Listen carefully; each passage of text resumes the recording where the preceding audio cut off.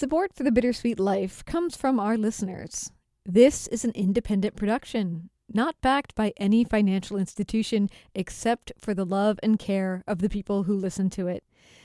Sydney, Nancy, Anna, thank you so much for hearing my calls the last few weeks and responding. We have a fundraising goal right now to try to bring in $1,000 a month or more to help us pay the bills and to hire some production help to get us through the summer and the fall to come. And we can get there with you. If this is a show that you love and you've never supported it, or you've supported it in the past and are looking to re-up, join us at patreon.com/thebittersweetlifepodcast. There's a link in the show notes. Right now, in our mission to earn $1,000 a month or more on a regular basis to help get us on stable footing, we are at $847 a month, 135 of you contributing. Now, tons more of you listen to this show. That is a very small percentage. If we were to get even just a handful of you, we can make that goal. We're getting close. Your contribution of $5 a month or more not only helps us, it benefits you as well. Bonus episodes, special content, live meetups, even some of Tiffany's mother-in-law's coveted Italian recipes will be released soon. Visit patreon.com/thebittersweetlifepodcast. There's a link in the show notes. You can be our hero, just like Sydney, Nancy, and Anna. And thanks.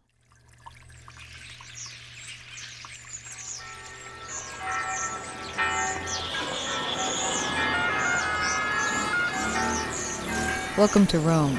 This is The Bittersweet Life with Katie Sewell and Tiffany Parks. Hello, this is The Bittersweet Life. I'm Katie Sewell. I'm Tiffany Parks. Tiffany in Rome, Katie in Seattle. And today we are joined by a very special guest. Tiffany, who are we speaking with today? Today we get to talk with Laurel Attanasio, who is not only a brilliant yoga teacher and not only a listener of this show and a personal friend of mine, but she's also the owner of a boutique travel company specializing in wellness adventures. So if you like the sound of that, I think you'll like the sound of this episode. Yes. Thank you so much for being here. Thank you guys for having me. Where are you right now?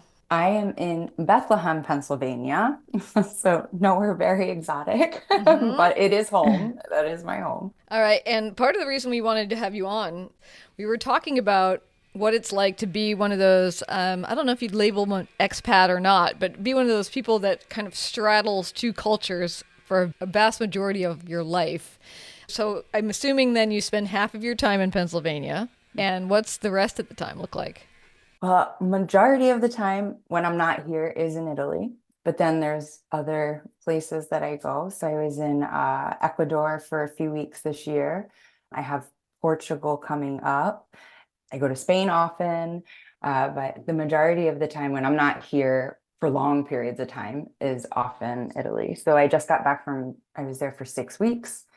And right before that, I was in Sicily for 2 weeks before that. And I came home for a few weeks. Then I went back to Italy for 6. So, and then I go back in August for another few weeks. So it's constant back and forth. It sounds wonderful, but also tiring. Yeah, that's what I was going to ask was, what is it like to fly internationally that frequently?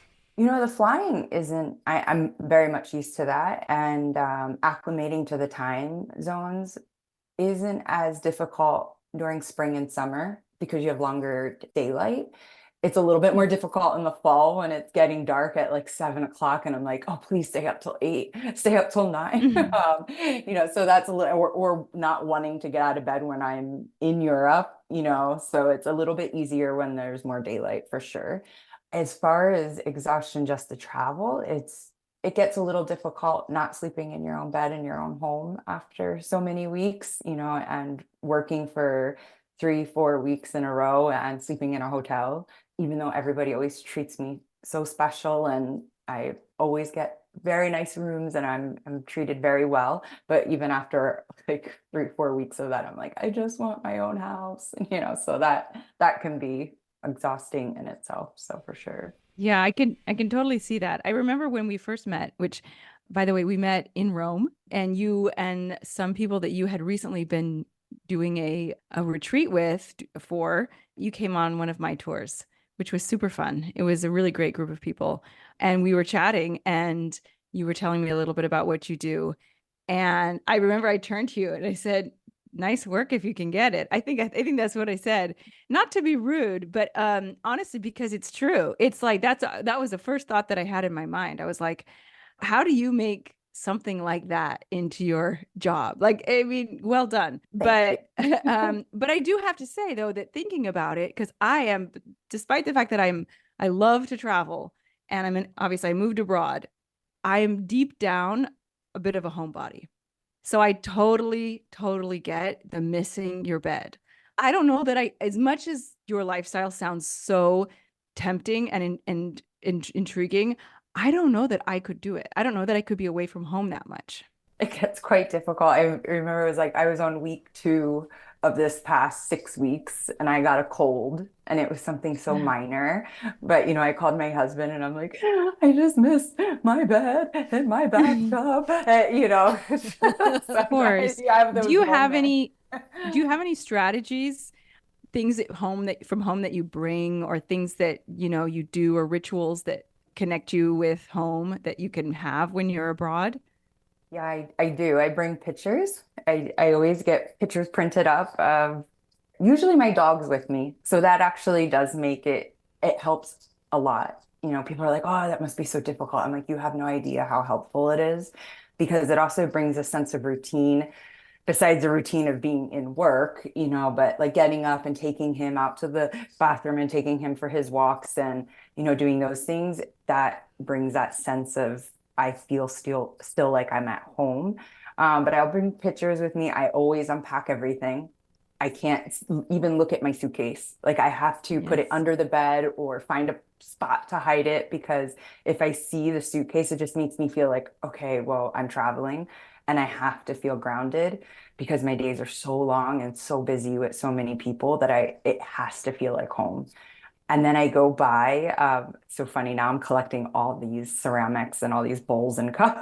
It's so funny. But when I go somewhere, I'll go buy ceramic bowls from the area or like a nice mug. And then I have it in my room so that I'm not eating out of takeout. Like if I go get something from the Panafico or something, I'm not eating out of the plastic container or whatever they give you. And not using just like the hotel, like stuff they'll give me to send back to my room. So like try to make it feel like a little bit like I'm eating real food out of on real plates. So it's little things like that Wow. that I definitely need to do because if not, I feel so off and it's too long to not to have those things with me. Are you always traveling to the same places? So I was thinking about it, for 10 years now, going on 11, I've done a lot of trips in Sestri Levante in the Italian Riviera in Liguria. So I'm there a lot. So that's really nice because I do have friends that feel like they are family to me. So when I leave there, I miss them. And when I arrive there, I miss my friends at home. So it's just always this push and pull of like, I'm leaving them, and then they can't wait for me to come back, but I'm getting texts from friends at home. When are you coming home? So but that helps a lot because I can go sit down in a restaurant and they're like, oh, come in and eat. You need to eat, and I just sit down and it feels like I'm eating with family, not just in a random restaurant somewhere. But there are places, that my trip in Sicily, the family that I do it in a private villa, which is absolutely gorgeous. Um, but the family who owns it, they're so sweet. But they have their own things going on and it's a little bit more remote. So I can't go walk anywhere. So I'm kind of like always in my little cottage by myself, so that can be difficult.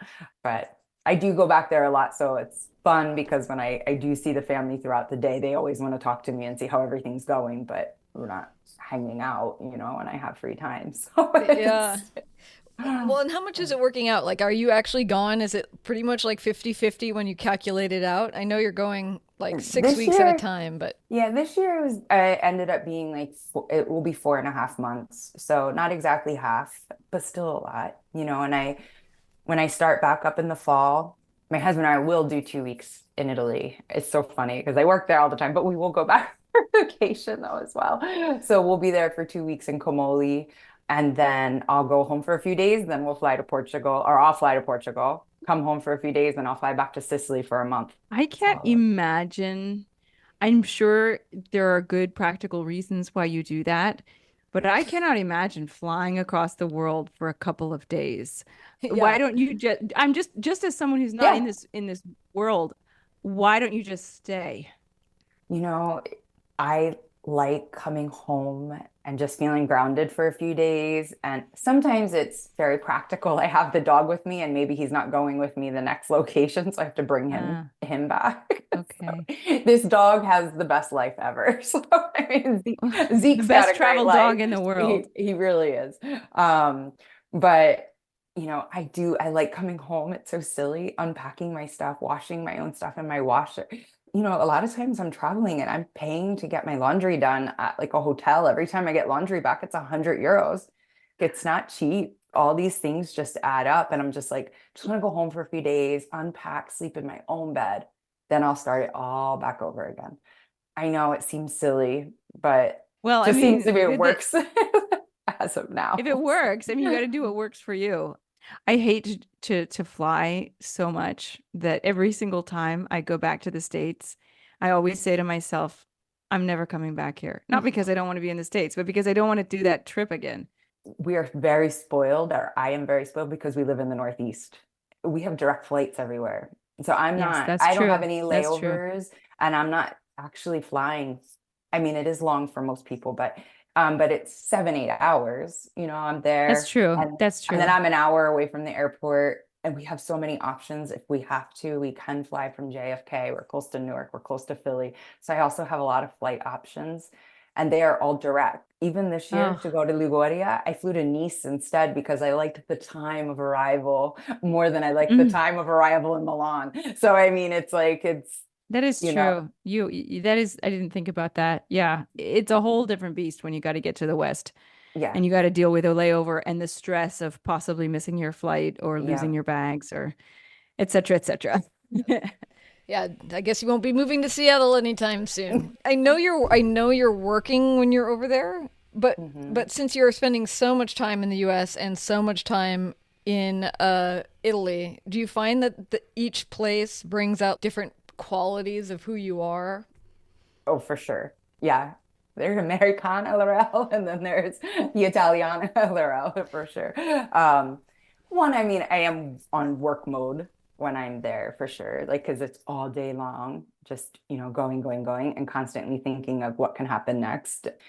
But I dress totally different here. I remember when we were talking about the differences. I mean, it is hilarious, the difference in the wardrobe. I mean, I will dress like I will wear some of the clothes that I wear in Italy here, but to go out during the day, right now it's summer, so you cut off jean shorts and a t-shirt. Like and in Italy, I would never. I would put on a dress to go to a restaurant or go out during the day to even take my groups hiking. I will wear a dress and cute Nikes. I would never do that here. Like it's just Hiking in a dress. yes, yes. That's So hardcore. well, when you're in Portofino, I mean, you're not what I mean, I'm Yeah. not. Many of the people in my groups will wear like athletic clothes, but I would never. So it's just funny. Like, but here I would never do that. So there's things very much I eat out, obviously, there every day because mostly because I need to, but I think if I lived there, I would eat out a lot more. Here, it's maybe once a week. Now, that's also the difference in the quality of the food. I enjoy eating out in Italy a lot more than I do eating out here. And it's funny, Katie, you were saying about sitting for so long, and I enjoy that there. And I do enjoy that here, but it doesn't seem to bother me. And I think part of that is going to Italy so much. I've learned to adapt to that. Like, I know I'm in it for the night. Go out to eat, just we're staying. Like, you're not You're going. talking about how you have to wait for each course to come out. When we were talking about Yes. that in a later show, yeah, where sometimes I feel like, I mean, I noticed it most when we were on our Rome tour last year, where maybe it's Katie in work mode, but I was like, I have things to do. I got places to be. Like, snack, come on. Like, where's the rest of the food?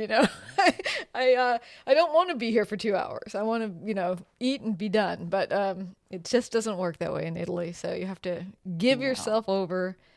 So yeah. So clothes, food. What about like aspects of your personality? I think I'm much more patient in Italy, for sure.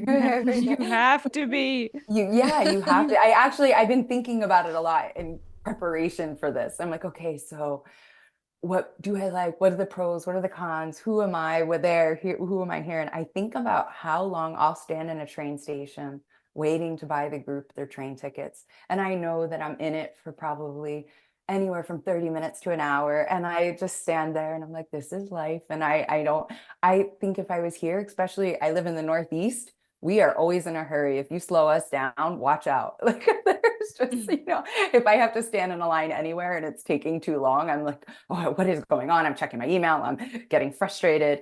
Whereas in Italy, I'm like, well, this is what happens in Italy. And I think part of that too is I try to help the people in my groups understand that. Like when we sit down at a restaurant, okay, we're going to be here for a few hours. Okay, you might not all get your food exactly at the same time. You might have to wait for the, you might have to wait another minute for your second glass of wine, just, So I think it's part of me is that I'm always trying to calm people down and help them be patient, that I'm very patient there. But you come home and it's like, I'm a Northeasterner. So It's interesting though, because you went like the reputation of Italians is not patience. It's more like if the line's too long, find a way to get in the front of it. I'm not saying that's necessarily true, but I'm saying that is the stereotype.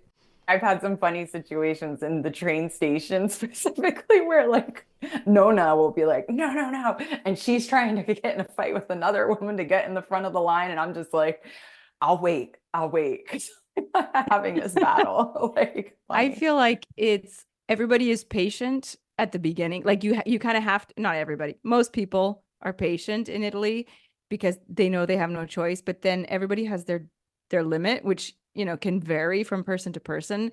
And when people meet their limit, then you get those situations where people are cutting in line and all bets are off and throwing a fit and throwing a temper tantrum. But yeah, it's true because like if you think about the bank situations, I remember when I was growing up, my mom for a period worked at a bank. I used to go and, say hi to her in the bank or whatever. And I just remember there was this clock right by the teller desks and it said, or whatever, windows, and it said, if you wait more than 5 minutes, we'll give you $5. That stuck in my mind for some reason. Probably because I never got those $5 and I always hoped to get those $5. Yeah, right. But I'm like, in Italy, it could never in a bank situation. I mean, like I've waited hours in a bank. I've waited hours in a post office, multiple hours. Like it's to not even go into the whole like immigration system and that nightmare. And so I think it just people accept it more as a fact of life here. I think not that they're happy about it, but it's like, well, what are you going to do? Give me my number. I'll go sit down and wait for my number to be called. Well, there's a difference right there. I mean, here in the United States, we expect to wait for a long time at the post office if it's, say, Christmas time. But I mean, I can't even tell you the last time I walked into a bank. I think, if anything, you'll do a drive through or just use the ATM. Like you never actually correspond with anybody. Well, even in Italy, it's much less common. But sometimes you do. Sometimes you do have to like talk to your banker. You've got to like a serious issue, or you've got to open a mortgage or something. So there are occasions when you have to go in. But yes, it's like the States. They're keeping up technologically almost. Yeah. So as far as like going back and forth as much as you do, what's the longest you're ever gone for one? Last year I was gone for 2 months. So I was in Italy for 2 months because I ran, I think, 5 groups back to back, which was a little bit much. I don't think I'll do that again, but you never know. Yeah. So So in going back and forth, do you have the time to build up the weird culture shock that sometimes when you're in Italy for a long period of time, you come back to the US and something strikes you as particularly odd, or vice versa, you go back to Italy, something feels kind of weird compared to, like, because you're kind of spanning these two cultures. So do you have things that strike you as unusual? always, always. I think I actually see it. I acclimate, I believe I do acclimate more to Italy. And then when I come home, some things are a little bit more difficult for me. I do find, I get out, like we get off the plane in Newark and everyone's like, I know, Tiffany, you say Italians are loud. I don't know. I find that Americans can be just as loud or louder, or just like this almost like everybody's yelling at you and everyone's in a hurry and everyone is not afraid to be rude to you. And like that sometimes is like a culture shock, like the moment I get off the plane. And I always try to think about like if this was your first time visiting our country, like this is your first experience, like coming into the US. So that instantly is, but I do, even though I acclimate and come home and dress differently, sometimes I'm like out at a restaurant and I'm like, why are they in their yoga pants like at dinner? Like it's like, like I get into this thing, Yes. I start like, oh, I'm the Italian, like watching the Americans sometimes, and even as we were saying, when I go to Italy, it's like I accept things more for sure. You were talking about the bank, Tiffany, but my husband asked me twice to go into the pharmacy this past time because he doesn't speak Italian, but I do. So of course I get the role of going inside everywhere and asking for everything and communicating all things. And I just was like, oh, at home, if I walked into a CVS, I could go pick up all the random stuff I wanted to buy. Whereas he had acid reflux, which you would think, oh, I could go get some antacids or something. No, you have to talk to the pharmacist. I had to wait in the line forever because there was a bunch of people in front of me. And I just sat there and I waited patiently. And then another time he just needed eye drops. Nope, not again, not behind, it was behind the counter and I had to talk to them. I had to tell her what his eye looked like and da da da da. I was like, at home, this would be so much faster. But then I also thought I'd probably buy the wrong thing if I was at home. I'd probably buy like 20 things just in case. Whereas there, at least I got the right thing and I told them, so I think that I acclimate there much easier. And then I come home, I find myself being a little bit more critical of things here, for good or bad. I don't know. But Why do you think that is, so though? Like, why do you think you have more is it because Italy is ultimately the more foreign place that you are more patient when you're there versus like when you're at home? hmm. I think culturally, because we just aren't patient here. So I just jump right back into that. And it's comes on all levels. Whereas there, I'm like, okay, this is what it is.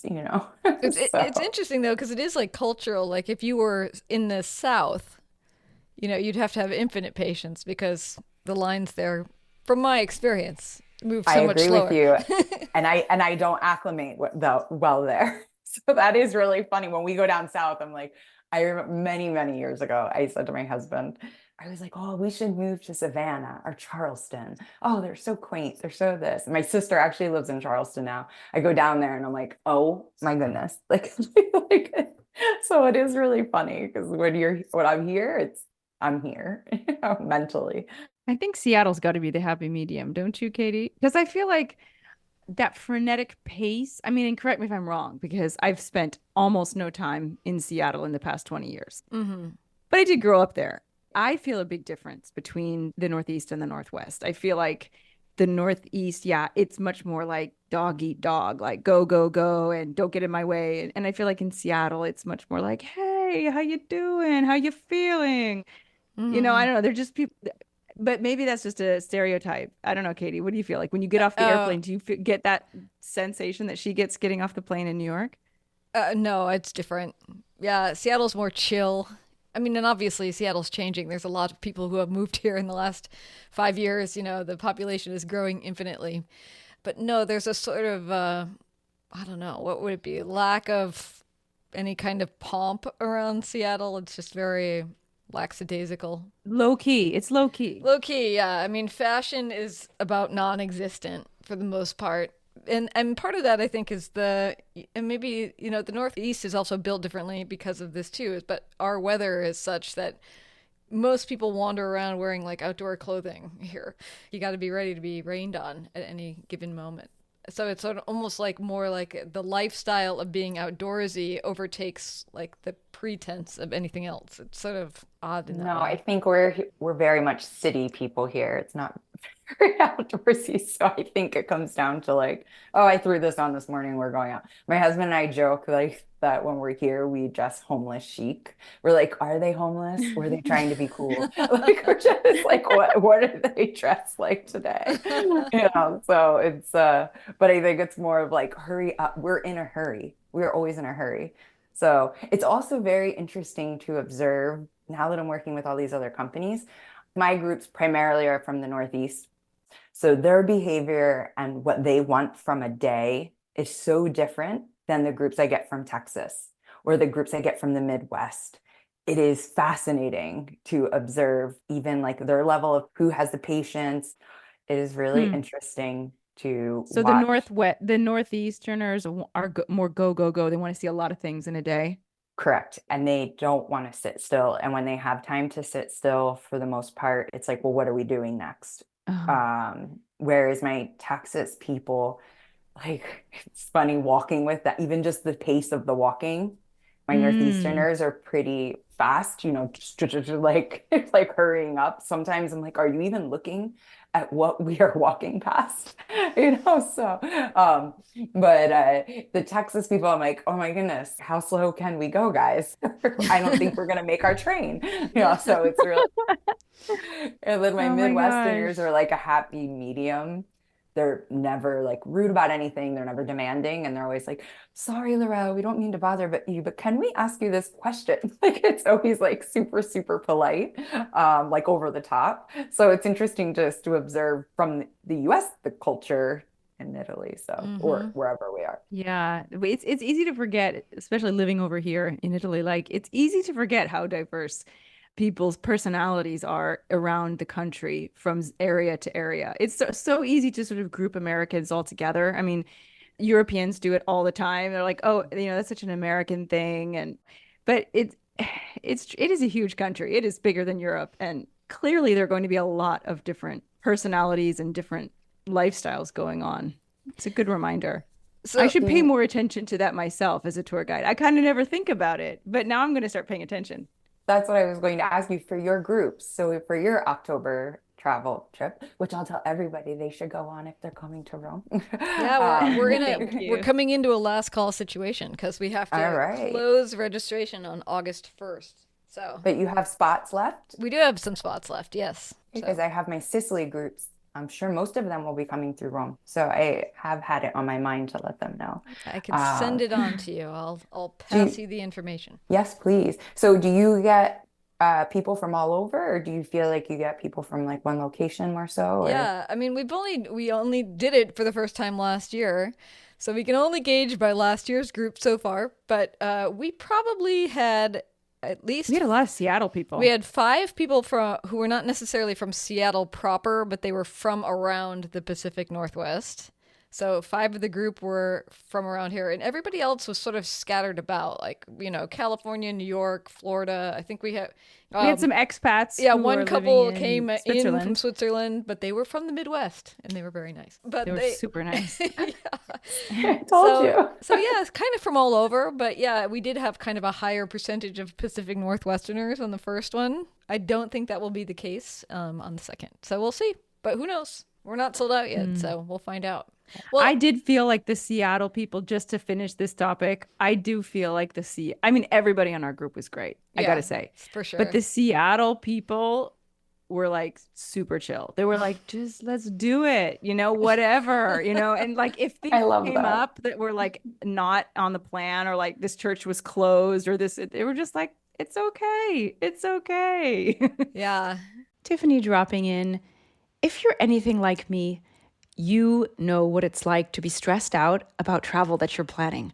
Now, I'm a particularly bad case when it comes to planning my own trips, but I think that most people have a little bit of anxiety, especially when it comes to a busy time in your life or a busy time of the year when you're absolutely overcome with work. And the last thing you have time to do is sit down and do hours and hours worth of research, trying to find the best restaurants for where you're going to be, book your hotel, make sure it's in a good neighborhood, find a tour guide, decide which sites you want to see, organize your time, buy tickets, make sure that the place you want to go doesn't sell out, restaurants, finding good ones, finding ones that are going to be local and traditional food instead of tourist traps. There is so much to plan beyond just booking your flight. And that's where we come in. We are offering a trip to Rome this October, which I'm sure you've heard about already. But what's special about it is we will take care of everything for you. With the exception of your flight, we will be there to make sure that you have an amazing time. You'll be with us every morning, going on wonderful, fascinating, historic, and artistic walking tours. We'll be seeing little-known sites. We'll be offering you the chance to go to the big sites if you want to, booking your tickets, which can be very complicated and hard to get, setting you up with other tour guides if you are so inclined to take even more tours. But more even than that, giving you the insider tips on Rome. I've lived in Rome for 20 years now, working in the tourism industry. I have a list of 60 to 70 incredible restaurants, bars, cafes, and gelato shops that, of course, we'll share with you. We will help you see Rome as it is meant to be seen. So if you've been dreaming of coming to Rome, if it's on your bucket list, if it is your next big travel goal that you want to accomplish, if it's a place that you love, that you'll basically take any opportunity of going back there, but you haven't had a chance to book your trip, get in touch with us as soon as you can, because we just have a few rooms left and we are closing registration on August 1st. So email us at bittersweetlifepodcast@gmail.com and we'll give you all of the details. Hope to see you in Rome. Well, I mean, before we run out of time, I do want to ask you two questions about living this lifestyle. The first one is, what do you think it does to your friendships? Obviously, it expands it in the sense that you have a lot of friends. You have friends in Italy, you have friends here. But I just know from my experience of moving around a lot in the last 10 years, it did change the dynamics with how even often you see your friends because you're gone so much of the time. And so you're kind of out of the mix a lot. At least that was my experience. So what has it done to you? What is it like with your friendships? It's funny. I've been thinking about this as well because I listened to your stayer and goer, and I was just reflecting on that because I'm often going and then staying. And part of the problem is when I do come home, Tiffany, as you're saying, you're a homebody. I just want to be home. People are asking us to always do things or family. And I'm like, I don't want to leave my house. Like, I haven't been home in 6 weeks. Like, I want to cook in my kitchen. I want to sit in my yard. I don't want to go anywhere. Nothing. And so it's a little difficult when I get home because if people ask us to do things, I still don't want to do it. And I've been away for so long. And I miss a lot. I miss graduations. I miss weddings. I miss a lot of things. And that's really hard. And then it's hard when I go and I see my friends in Italy and then I have to leave them again. I feel like it's constant heartbreak. I'm leaving friends here and I'm leaving the day I leave here. I'm hugging my neighbor goodbye because we walk pretty much every day together and I'm like in tears. And then I get to Italy and I'm leaving my friends there and I'm like, I'm going to miss you so much. It's this constant, I'm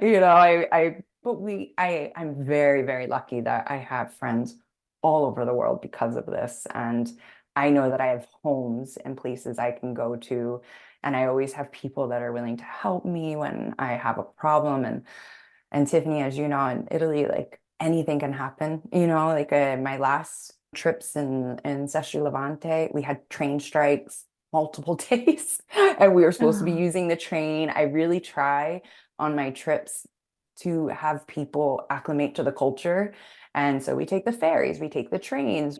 I want people to feel like they're a part of the culture, not just a tourist. So it's like I go to buy the train tickets and I find out there's a strike. And then, I'm asking all my friends, they're helping me get vans and stuff to go. So I'm very lucky that I have people that care about me. Yeah. But it's constant heartbreak. That's what it feels like. Well, I know you had another question, Katie, but I have a question. You can go first if you want. No, go ahead. But I definitely have a couple. Well, one of them was just out of curiosity, how of the time you are abroad, what percentage of that time is your husband with you? So we've learned this over the many years that I've been doing this, that it's actually not good for either of us for him to be on my trips for most of the time, because he's also taking vacation time and I'm working. We don't have any alone time. So what he just did on my Amalfi trip, I had some people on this trip that have been traveling with me for 10 years. They know him. And it's always the question is Josh coming, my husband, or is the dog coming? And I'm like, I do all the work, guys. You just want Josh and Zeke there. This is hard. So he came the last few days. So that was really nice because, he got to spend some time with the group and then we had vacation afterwards. The last time that I saw you, which was I think a few months ago, you guys said that you were looking for, or you had found maybe some property, a place that you wanted to buy.